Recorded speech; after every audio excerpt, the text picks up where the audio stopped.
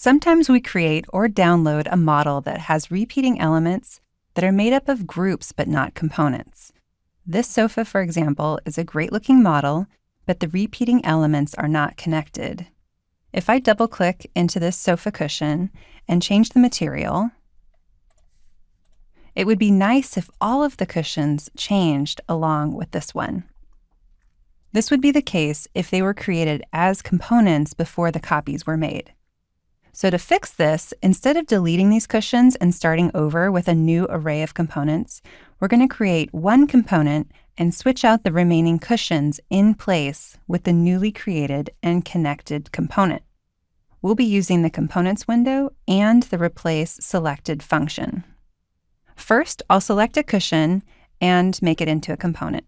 This one's going to be our main repeating element, so I'll right-click, choose Make Component, and I'm going to name it Seat Cushion. Click Create, and it's added to our components list. Now, for the Replace Selected function to work, we need to create these as components as well. So I'll right-click on each of them and choose Make Component. These are going to get scrapped later, so I'm just going to call it 1. Right-click, Make Component, make it number 2. And the third one, Make Component 3. You can see those being added to the list, but we're going to clean this list up later. So to replace it, we're going to select our first cushion that we'd like to replace with our newly connected and created component over here. So I've selected it.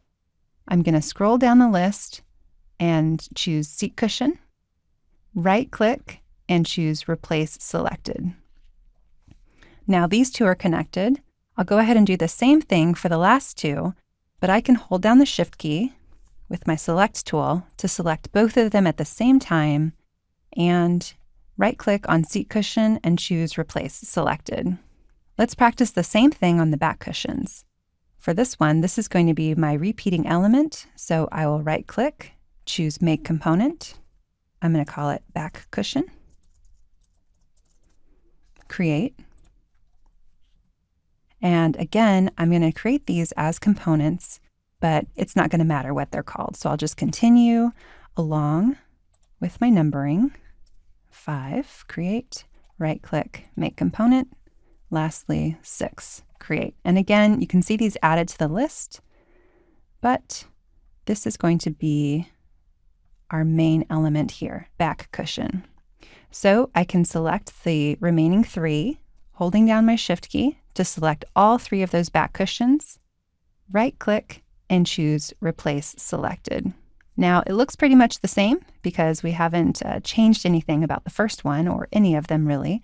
So I'll go ahead and double-click into this component and apply a material. And now we can see that they are, in fact, all connected.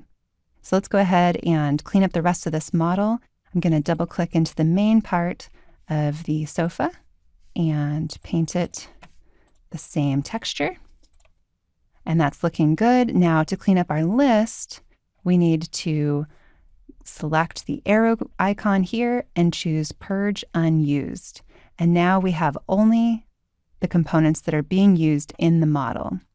So now this is a more efficient model. When I make a change to one cushion, they will all change, and same with the back cushions. So this method would apply to anything that has repeating elements that should have been created as components, but were created as groups before the copies were made, such as stairs, beams, windows, and so on. Anything with a repeating element.